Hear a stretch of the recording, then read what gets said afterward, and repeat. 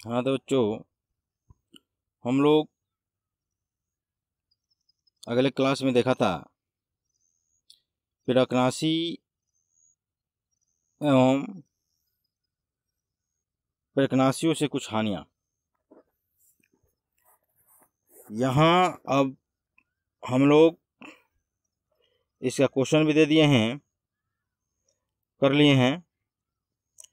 अब हम लोग को पढ़ना है कटाई, यानी कि जो कृषि किया जाता है, कृषि करते हैं तो उसके जो चरण बताए थे हम, उसमें भी आता है कटाई। तो यानी जब फसल पक जाती है तो उसे समय पर काटना जरूरी होता है। तो कहता है कि कटाई किसे कहते हैं, यानी खेतों में पकी हुई फसल को एकत्रित करना कटाई कहलाता है। खेतों में पकी हुई फसल को एकत्रित करना कटाई कहलाता है। इसकी भारत में जो फसलें की जाती है उसमें से मुख्य दो फसल होती है, मुख्य रूप से दो फसल होती है।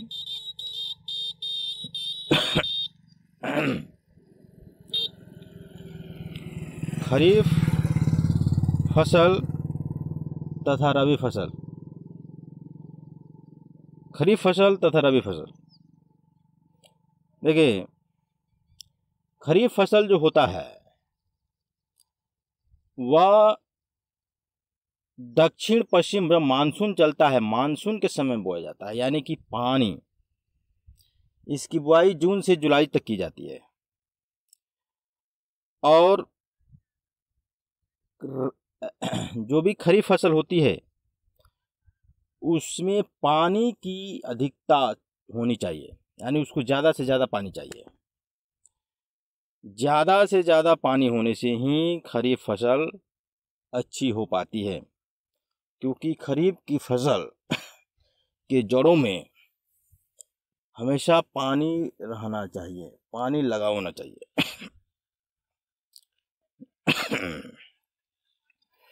और इसकी कटाई सितंबर से अक्टूबर माह में होती है। जैसे में चावल, धान की खेती होती है। धान की खेती सभी लोगों ने देखा है, और गांव के बच्चे हैं बहुत सारे देखते भी होंगे। तो शहर के बच्चे भले नहीं देखे, लेकिन गांव के बच्चे तो फिर खेती भी करते हैं, देखते भी हैं। इसलिए धान की फसल क्या है बच्चों? धान की फसल कौन सी फसल है? तो धान की फसल खरीफ फसल है। रबी फसल, रबी फसल जाड़े की शुरुआत में बोई जाती है। यानी जाड़े जो होता है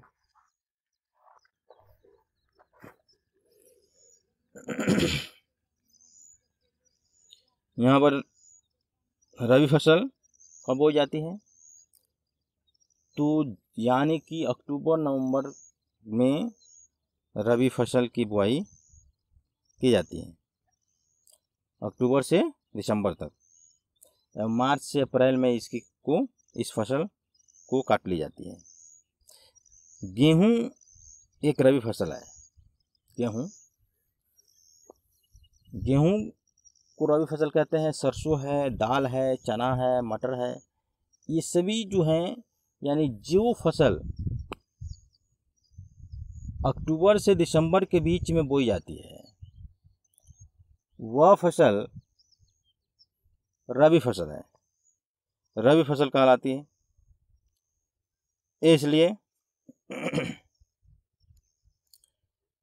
तो रबी फसल में होता क्या है कि रबी फसल में समय समय पर इसको पानी चाहिए। इसकी जड़ों में हमेशा पानी नहीं लगा रहता है। किस फसल में नहीं लगा रहता है? तो रबी फसल की जड़ों में हमेशा पानी लगा रहेगा तो सूख जाएगा।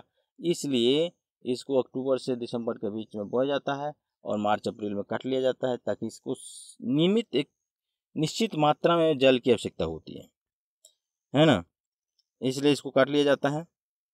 देखो कटाई जो होता है वह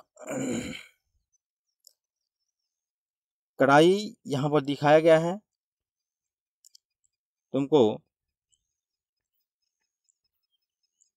यहाँ पर कटाई दिखाई गई है। देखो रबी फसल की कटाई जो है मार्च से अप्रैल में की जाती है। तो इसकी कटाई हाशिए से की जाती है। हाशिए जो यहाँ पर 1.11 जो चित्र दिखाया गया है, देखो इसमें किसान जो है हाशिए से फसल को काट रहा है लोग, है ना, और यहाँ पर हाशिए दिखाया गया है। एवं यांत्रिक हार्वेस्टर भी होता है, जो यहाँ पर 1.12 फिगर जो दिखाया गया है, ये कंपाइन है। इस कंपाइन से भी अनाज को पकी हुई फसल की कटाई की जाती है।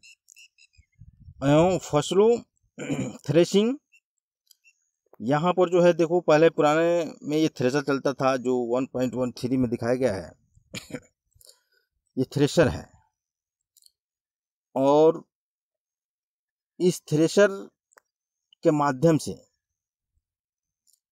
भी गेहूं की दौनी की जाती है। गेहूं के सल्क पत्र जो होता है, गेहूं में जो सल्क पत्र होता है उसको हटाया जाता है, उसको दौनी कहते हैं। जब इस थ्रेशर में गेहूं के जो पौधे होते हैं जब ये सूख जाते हैं तो इसको इसी थ्रेशर में डाल करके दौनी करने से गेहूं बाहर हो जाता है, भूसा बाहर हो जाता है है ना।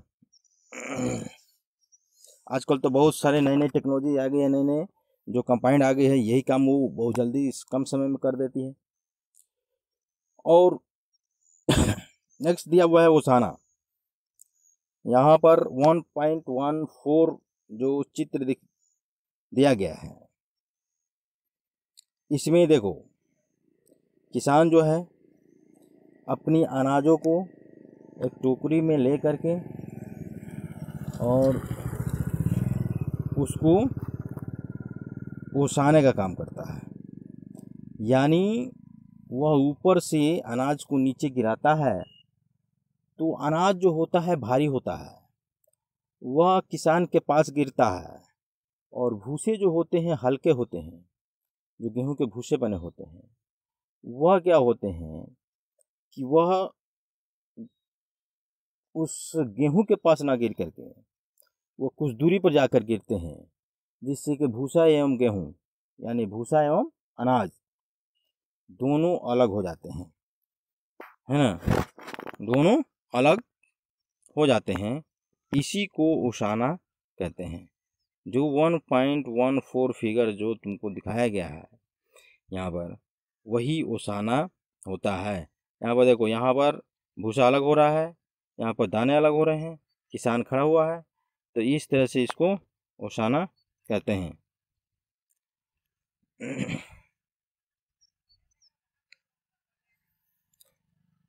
देखिए उसके बाद टॉपिक है अनाज का भंडारण। देखिए अनाज का भंडारण बहुत ज़रूरी है, क्योंकि जो अनाज अभी उत्पादित हुआ है वह अनाज रोज़ हर सीजन में नहीं हो पाएगा, जिससे होता क्या है कि उसको भविष्य में खाने के लिए, जिसको भविष्य में खाने के लिए अनाज का भंडारण जरूरी होता है। भंडारण के कुछ नियम हैं, जैसे ज़्यादा अनाज गीले नहीं होने चाहिए, यानी ज़्यादा अनाज में पानी नहीं होना चाहिए, ज़्यादा पानी अनाज में नहीं होना चाहिए। अगर ज़्यादा नमी रहेगा अनाज में तो उसका भंडारण होगा तो सड़ जाएगा, उसमें कीड़े मकोड़े लग जाएंगे, खराब हो जाएगा। तो इसीलिए अनाज को सूर्य की रोशनी में सुखाया जाता है जिससे उसकी नमी दूर हो सके,